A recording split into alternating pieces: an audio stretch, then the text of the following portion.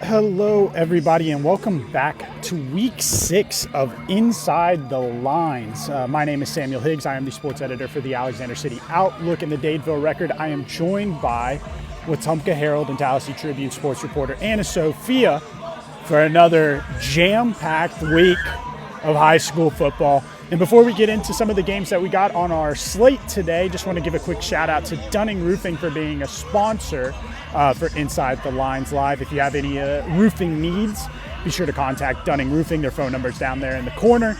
But before we get into the games that we have going on tonight, we had some Thursday night lights. We had some Thursday night action going on in the coverage area. Central Coosa went on and took on Lochapoka on the road. It was Lochapoka senior night.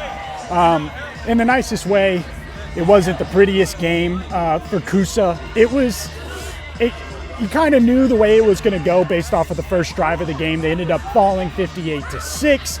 Really just couldn't get anything going as far as offensive success, defensive success. The offense ended up finishing with, I think, just a tad over 100 yards and 4 turnovers, 3 of which went for scores for Lochapoka. And then defensively, they let up 4 rushing touchdowns and 2 passing touchdowns. But, I mean, you would hear that and kind of think like, okay, they're probably out of playoff contentions. It was a region matchup, but I'm still extremely confident that Coosa is going to get into the playoffs. I think that really all this did was kind of ruin their shot of getting the 3 seed. We're going to get into it a little bit later as far as who takes the top 2 spots in that region. But I think right now Lochapoka has kind of put itself in place for 3rd. And then it really comes down to whoever comes out of this group of Horseshoe Bend, Ranburne, Lafayette, and Central Coosa. And right now I think it's going to be Central Coosa. But now that we've talked about that Thursday night action, I am joined to you guys from Benjamin Russell. Benjamin Russell is taking on Helena in a region matchup. It seems like everybody's back into region matchups after a little bit of a gap. Anna Sophia, how about you tell us where you're at tonight? Yes, I am in Opelika at Beauregard right now for the Hopeful at Beauregard game. This is a huge region game for both of these teams. And the band is just now walking in, so it's definitely going to be a fun one tonight. I was about to say, I got the band here too. I got a lot of pink. It's pink out here at Martin Savary Stadium. But I think we might as well get into the games that we're at right now. And so I got Benjamin Russell versus Helena. And I mean, just to kind of talk about what Benjamin Russell has been doing over the first 6 weeks of the season, other than, a week 1 loss to Opelika to open the season, from this point on has just been a trail of carnage left by the Wildcats. They're flourishing on offense. They're flourishing on defense. The only real scare that they had in there was against Spain Park. And I mean, at the time that was a number 6 versus number 9 matchup. And now 6 weeks into the season, those things have flipped. Benjamin Russell is the number 6 team in 6A. It got really quiet and I'm scared. So now Benjamin Russell is the number 6 team and Spain Park is the number 9 team. But yeah, Benjamin Russell is hot. They're coming off of a massive win over Charles Henderson last week. I feel like the final score makes it seem like it was a little bit closer than it actually was. It was 60-23 last week, but it was 60-9, with 3 minutes left in the 3rd quarter. So it was just a real dominant game, and I expect it to be a little bit more dominant against Helena. Helena had their number last year in a massive win. I think Helena put up 55 to Benjamin Russell's 20-something points. So I think Benjamin Russell's going to be looking for a little bit of revenge and also improve their odds as far as region standings go. Right now they're tied with Pelham for number 1, both of which are undefeated. The only thing is Pelham has Spain Park tonight and Benjamin Russell has Helena. I ultimately think that it's going to be Spain Park taking that number 2 spot in the region. And I think Pelham can make things a little bit more complicated at the 3 seed. And we'll figure out, after Benjamin Russell's bye week next week, how things shake up. But kind of tell me about the matchup that you got. You said that there are some big implications at play between Hopeful and Beauregard. Yeah, so I'm actually going to talk about my game of the week, which is actually Stanhope Elmore and Russell County. But we'll get to Hopeful in just a second. The Mustangs are coming off of a really great win against a 7A school. They are a 6A school, like Benjamin Russell. It was their homecoming game. They beat Smith Station, pretty handily. Really great offensive performance, another 5 touchdown, over 250-yard performance from D. Barnes, who's really just shaping up to be one of the best running backs in 6A, if not, the entire state. He's just absolutely electric, but, his offensive line has really been coming through and opening up those gaps with them. The one interesting thing about Stanhope Elmore going forward throughout the season is for last game and this game, I believe, and maybe a little bit longer, they are missing their starting quarterback, Davis Foshi, who's out with an injury right now, and it's uncertain when he's going to be back, hopefully in the next couple weeks, but, we'll have to see about that. So DeAndre Washington, who is a starting free safety and also the backup quarterback, is right now starting at quarterback, and he definitely doesn't have Foshi's, poise in the pocket or his arm talent, but he's a really great running quarterback, and he can definitely make things happen. He got off a few throws, connected on a couple throws to his receivers last week, but he's really a run threat ultimately. So now Stanhope Elmore is once again just working with a running quarterback and kind of in a dual threat running situation. And this game against Russell County is a huge game. The two teams, just like Benson and Russell, are fighting for the top spot in the region. Russell County is actually undefeated, and last year's game was they did win pretty handily, but Stanhope Elmore was still really happy with their performance. They kept it pretty close throughout most of the game, but ended up losing 42-28. And talking to Coach Adams this week, he said that we've got to make them sustain long drives. Because if you make teams sustain long drives, then the more likely they are to make a mistake. And so they need to be disciplined, especially on defense. And they're looking at starting safety Jay Stone, who's one of the captains on that team. Adams said, we've got to be disciplined and give ourselves a chance to create takeaways. The turnover margin is probably what's going to determine this game. So they're really looking at Jay Stone, who I believe he's had a couple interceptions so far this season, to come up with some big plays and really stop Russell County from making those explosive plays that they're known for. They've got an absolutely explosive offense, a really great quarterback, a really great running back, and so this is going to be a huge challenge for Stanhope Elmore, definitely their biggest challenge of the season so far, but I think they're well equipped to handle it. They've had 2 shutouts so far this season and held teams to an average of 14 points so far, their defense this season. And they're averaging scoring over 30 points a game. So, this is a really good Stanhope Elmore team, but like I said, this is the biggest challenge for them and will be a really important game looking at 6A Region 2 standings going forward. I was about to say, and I mean, to also put it into context as far as this matchup goes, Stanhope's in essentially a 3-way tie with Pike Road, Russell County, and themselves, all undefeated in region play right now. And I mean, ultimately, somebody's undefeated region play is going to end tonight. And I mean, like you mentioned, Stanhope has been playing some just really good ball on defense.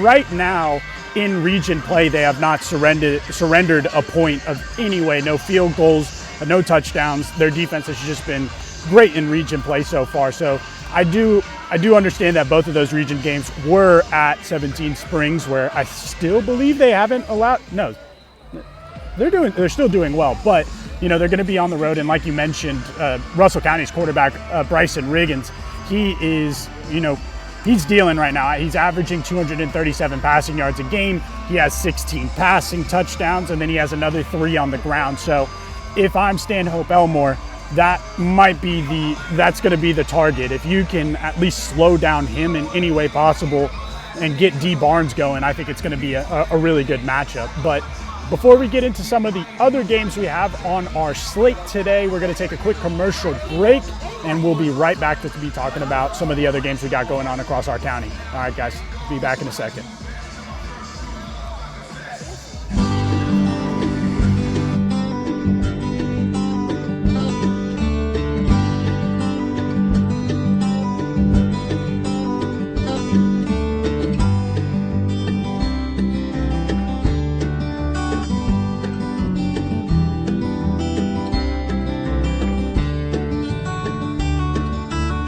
Hi, my name is Andrew McGreer. I'm the owner of Dunning Roofing. We serve an area from Birmingham to Montgomery to Auburn to Opelika and all the surrounding Lake Martin area. Well, we've been in business for 25 years almost, and we've been growing every year since then. Recently, we won an award by GAF, who's the largest manufacturer of shingles in the world.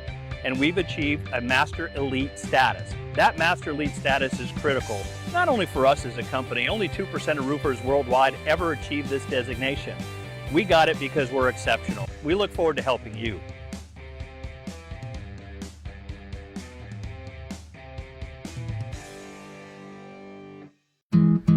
Where did the time go? I don't know how I got here. You've done the hard part. You quit smoking. Now do the easy part and get scanned for lung cancer. If you smoked, you may still be at risk, but early detection could save your life. Talk to your doctor and learn more at savedbythescan.org.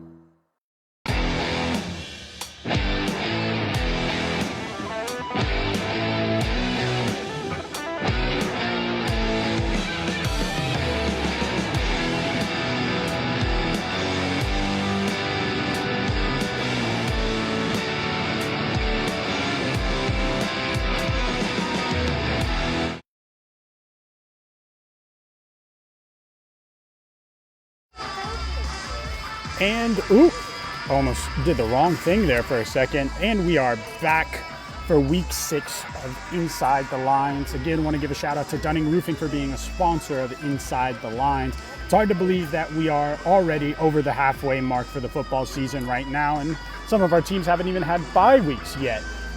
But we ended, the last little segment talking about Anna Sophia's Game of the Week. Now I feel like it's time to talk about my Game of the Week. And I kind of hinted at it earlier when we were talking about the Central Coosa matchup, and that is going to be this Friday's matchup between Reeltown and Lanett. I mean, the easiest way to describe this game is whoever wins this game is going to take first place in the region. Both of the teams are undefeated in region play. Right now, Reeltown has the better record, being at 5-1, while Lanett is at 4-2 right now. Lanett is coming off of a loss against Hanley, a very narrow loss. It was 15-14 last week. But, I mean, to kind of put into context this matchup for Reeltown, Lanett is, I believe, it might be in the entirety of the state, they're allowing the least amount of points. Right now, they're averaging, I believe it's 7.7 points per game allowed. And I mean, from what I've been able to gather from conversations with some of the other coaches that have seen Lanett on film, is they are just absolute monsters on the defensive side of the ball. And I even talked to Coach Matt Johnson of Reeltown, kind of about that matchup. And he said, this is a game where you kind of view punting not as a failure, but maybe using it towards your advantage. He really harped in how his punter, Reed Wood, is going to be such a crucial player to this game, because, I mean, it's really going to come down to field position, and if you can keep, the other team on the opposite side. What I am interested to see in this game is how Reeltown's offense matches up with Lannett's defense. I think that that's just the thing that we all have our eyes on right now. I mean, Traylon Roberts has been electric. Elijah Woods has been electric. They have just an ace up their sleeves with Jamarcus Smith and his ability to just throw the ball 80 yards with ease. But I really do believe that this might be the game to watch at the 2A level today. And I think ultimately whoever wins is going to be taking the #1 seed out of the region. And I'm very excited to see what the outcome of that one is. Lizzie, our managing editor for all our papers, is going to be out at that one. And I can't wait to kind of get the updates from her, because I just think that this is going to be a super awesome game. And I think a lot of people are going to be interested to see how this shakes up. Yeah, really exciting matchup to see, one of the best defenses in 2A go up against one of the best offenses in 2A. I had talked about it all the time with you, but Reeltown's offense is just incredible. I'm so thankful that I got the chance to go out to one of their games earlier this season. They really put the beat down on Trinity Presbyterian in that one, and wow, so much talent, so much athleticism on that team, and just a really, really great coaching staff as well. Yeah, I think that this is just there's a reason why it was the Game of the Week this weekend. It's just, I think it's really going to shape up to it. I don't know why, but I have this weird idea that it's going to end up like Reeltown's semifinal game against Highland Home last year in the playoffs, where, I mean, it was 0-0 until the fourth quarter, and then Reeltown was able to score a touchdown in the fourth quarter and ultimately seal the victory. I just feel like it's going to be that kind of game. There's a lot of really good talent, especially on Lannett's defensive side. I know their defensive lineman is committed to Alabama A&M. I know that they have another guy that is going to be playing on Saturdays at the Division I level. So I think this is just it's not a David versus Goliath. It's like a Goliath versus a Goliath, and it's going to be at Lannett tonight. So I would definitely be checking into that one. And so now we skipped the game that you were at. So kind of tell us about the Holtville-Beauregard game tonight and kind of your expectations of what you're seeing so far. Yeah, so this is a huge game. We're seeing a lot of these matchups where this week is going to really determine for a lot of our teams across both counties. They're really going to determine region standings going forward and could even knock some teams out of contention for playoffs or seal their fate as, playoff teams going forward. This is a huge 5A Region 4 game. Both of these teams are 2-3 overall. Beauregard is 1-2 in the region, but Holtville is 1-1. And so Holtville is right now in 4th place, while Beauregard is in 6th place, I believe, in the region. So if Holtville manages to lose this game, which they did lose to Beauregard last year, 21-0, then it's going to be a really hard road for them. They would have to win out the rest of the season in order to continue to make the playoffs. They had a bye last week, but the week before that they were at, they had a bye after their Elmore County game, but last week they were at Maplesville, and they just really got beat down 52-14, and they won that game against Maplesville in Deatsville last year. Looking around on the field, there's a few key players for the Bulldogs that I'm seeing that are not dressed out, and that definitely worries me as far as what the Bulldogs are going to do on offense. I see Deshaun Ziegler, their starting running back, a junior, is not dressed out right now. So I'm going to have to do a little bit more reporting and see what's going on there. Maybe he was injured last game, I'm not sure. But I'm a little worried for the Bulldogs right now, but I still am confident that they can beat this Beauregard team. This is going to be really evenly matched. This is Sheenan Motley's first year, Beauregard's coach's first year at the program. I believe Beauregard started winless early in the season, but they've come out and turned it around and won a couple games. So should be a really good one here in Opelika. I was about to say, that was one of the things that I was probably most interested in this one is Shannon Motley getting some momentum behind his squad? Because like you mentioned, they opened the season 0-3, and this is a state champion winning coach. I just kind of wonder if he's been able to get some momentum going with his squad. But I'm interested with, especially Deshaun being out, or the possibility of him being out tonight. What does that do as far as adjusting Holtville's offensive game plan? I know that you have talked about his quarterback, Jacob Burgess, quite a bit and what he brings to the team. I wonder how much they're really going to be leaning on him in the passing game, and if it's going to be more of an air raid attack than, trying to establish the run and then passing off of that. But yeah, definitely interested to see how that one goes. I mean, there's, like you mentioned, there are so many aspects at play tonight for a lot of these teams as far as playoffs. This could either clinch somebody to number one. This could either basically result in somebody getting the 3 or 4 seed. But we got some more games on our slate, but we're going to take another quick commercial break and get into some of the other games we got going on. So we'll be right back after this.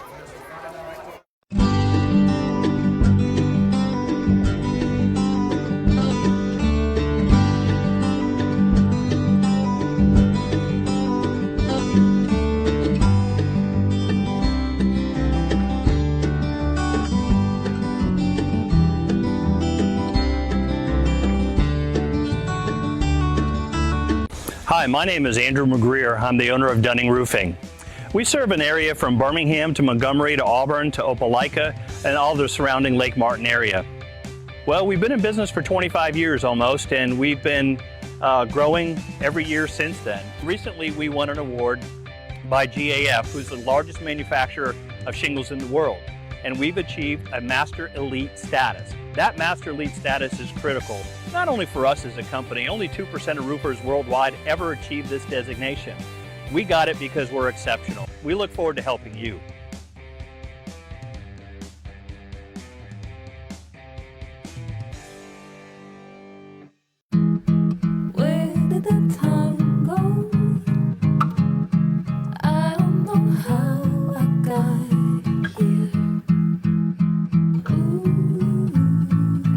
You've done the hard part. You quit smoking.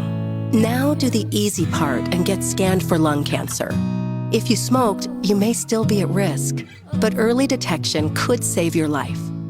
Talk to your doctor and learn more at savedbythescan.org.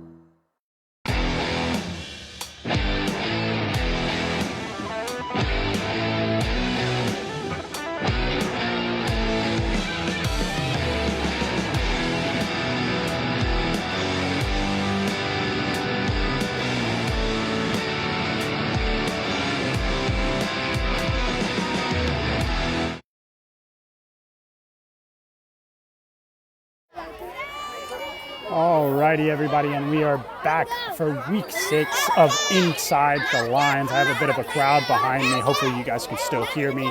It's pretty nerve-wracking. I got a bunch of elementary school cheerleaders. we can hear the children behind you, but still can hear you pretty good. Yeah, this is probably the most scared I've ever been because they're all staring at me as I talk to my phone in this end zone. So that's even better. Yeah, so we'll try to get by with this, but some of the other games that we got going on, I'll start with one here in Tallapoosa County. We got Lee Scott Academy at Dadeville. Dadeville had a bit of an anomaly last week in their game against Reeltown, a big rivalry game against Reeltown. The game got called after at halftime due to some multiple weather delays, and they ended up losing that game 14-0. But now they're back into region play like everybody else in the slate, going against a Lee Scott Academy that is hot to say the least. They are 5-0 right now. They are outscoring teams by 3 or more touchdowns, and their running back is Lee Scott Academy's running back is averaging 14.6 yards per carry and has scored 16 touchdowns this year. So if anything with Dadeville,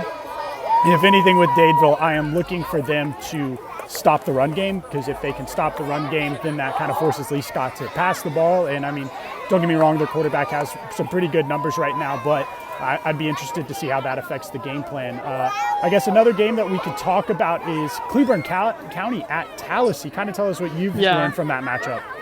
Yeah, so probably one of the most in contention regions in our areas is 4A Region 2, I believe. Tallahassee lost before the bye. They had a bye last week. They lost to Bullitt County in absolutely heartbreaking fashion. And I was at that game. I talked to Coach O'Neill after, and I've never seen him, he's not a very long-winded guy, but I've never seen him so tight-lipped. All he could really say to me after that game was, we're going to be a different team after the break. So this is a test. This is another must-win game for Tallahassee, for them to stay in playoff contention. They're in 4th place right now, and they were in a completely different position last year at this time. They were competing for the top spot in the region last year, and now they're in 4th place, barely making the playoffs. So there's a lot of question marks for this Tallahassee team, but I really hope they can pull it out tonight and prove that they are the team that we thought that they would be at the beginning of the season. Absolutely. And so another game going on in my county is Horseshoe Bend at Ranburne. It has not been pretty for Horseshoe Bend, to say the least. They are coming off of a loss against White Plains last week on homecoming night, and from what I've been able to gather through the grapevine, starting running back Braxton Wilson could be out this game with an injury. He wasn't able to play against White Plains, and so I guess the biggest thing that I'm looking for in this matchup is some other guys that need to step up. I mean, it was already known going into the season that Horseshoe Bend was going to be an extremely young team with how many freshmen we're going to be seeing the field for them. But I'm interested specifically in J.D. Long. He's a running back. He's a freshman. He kind of has done just about everything for the Horseshoe Bend offense. He can play quarterback, he can play running back, he can line up at wide receiver. He's just a pure athlete. So if they are without Braxton Wilson, then I'm interested to see what J.D. Long can do. Another game in your county that I'm really interested in is Elmer County at Clay Central. That's exactly what I was going to say. Clay has the winningest coach, who was formerly at Benjamin Russell, Danny Horn. He's still the winningest coach in HSAA history. Clay County only has 1 loss. Elmer County also only has 1 loss. These two teams, yet again, are fighting for the top spot in the region. Elmer County has proved that they are already a playoff caliber team this season under Coach Kyle Caldwell. He's really got a well-oiled machine going on over there. They've got great defense, just a team that's able to execute a game plan, plan out what they're going to do against a team and execute it at every single turn.